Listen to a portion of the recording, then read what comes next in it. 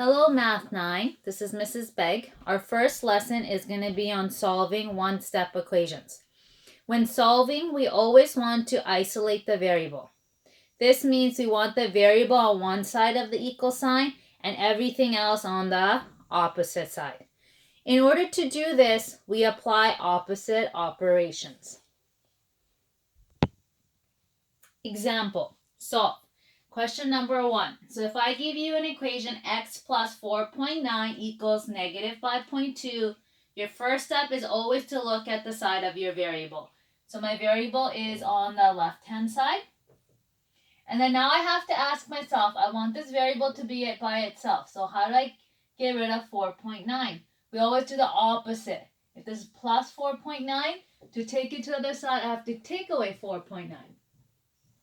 Whatever I do to one side, I have to do to the other.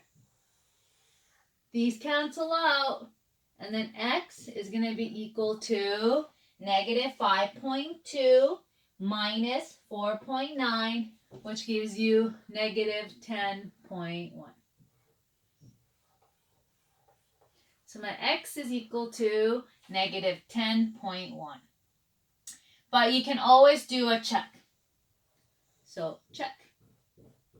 When we're doing a check, in your workbook, they will write left-hand side and they'll write right-hand side. So the key thing is we want left-hand side and right-hand side to be the same. Now I know what x is, so I can plug it in here. So it becomes negative 10.1 plus 4.9. On your right-hand side, you have negative 5.2. So when I'm doing my check, my first step, I just substituted the number I got for x and I plugged it in. Now in my calculator, I want to plug in negative 10.1 plus 4.9. That gives you negative 5.2. On the right-hand side, there's no operation, so that stays as negative 5.2. And now if I look at both sides, the number is exactly the same. Therefore, my answer is correct. So the answer to question number 1 was x is equal to negative 10.1. Our second example is x plus 1/3 is equal to negative 2/3. First thing I always tell the kids is if the negative is in the middle and you don't like it in the middle, move it to the numerator. Always put your negative with the numerator. Okay? Now, I have to look at the side of the variable, which is my left-hand side. Then I ask myself, how do I get rid of 1/3? I'm adding 1/3, so in order to get rid of it, I have to take away 1/3. But I also have to take away 1/3 here. Because it's a fraction, I like rewriting it as negative 2/3 minus 1/3. This will cancel each other out. Now I have x is equal to, and now in my head, not in my head, sorry, but now I'm subtracting and they're fractions, so I have to make sure I have a common denominator. In this case, I do have a common denominator. So my denominator stays the same, negative 2. I add or subtract my numerators, negative 2 minus 1 gives me negative 3. And at the end, you want to make sure your fraction is in lowest terms. So x is going to be equal to negative 1.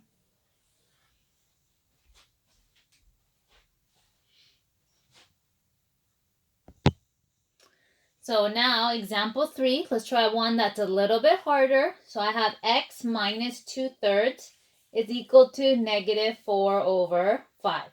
Same thing, my first step is always to look at the side of the variable. So I'm looking at this side, and then I have to ask myself, how do I get rid of negative 2/3? So that's minus 2/3, so the opposite operation is plus 2/3. Because I will cancel that out, and you would just be left with x. So whatever I do to one side, I have to do to the other side. So this side becomes negative 4/5 plus 2/3. So this is fractions and I'm adding. So in order to add fractions, I need a common denominator. In this case, I have 5 and 3. So my common denominator is going to be 15. So I make my denominator into 15. Then I have to ask myself, 5 times what gave me 15? Which is 3. Whatever I do to the bottom, I have to do to the top. So this becomes negative 12. Same thing on the other fraction. I have to ask myself 3 times what gives me 15, which is 5. So I times it by 5. I times it by 5. That gives me 10. So now my question becomes negative 12 over 15 plus 10 over 15. Now my denominator is the same. So denominator stays the same. I add and subtract my numerators. Negative 12 plus 10 gives me negative 2. And that is your final answer. If you don't like working with fractions and remembering all the fraction rules, there's a method 2 that we can do to do this question. So I'm going to show you method number 2. And if you like this method, you'll find it a lot easier because we get rid of our fractions. So same question, just a different way of doing the question. So this is negative 2 minus 2/3. So when I'm looking at this question and I don't like fractions, I can get rid of my fractions by finding the LCD. So look at 3 and 5. My LCD is 15. So once I find my LCD, I'm going to multiply every single term by 15. That's every single term by 15. Okay? Once you've done that, when you have a number that's whole, the same thing as 15 over 1. So when I multiply, I go 15 times x divided by 1, which leaves me with 15x. Minus. Then I go 15 times 2, which is 30. 30 divided by 3 gives me 10. Then I go 15 times negative 4, which gives me negative 60.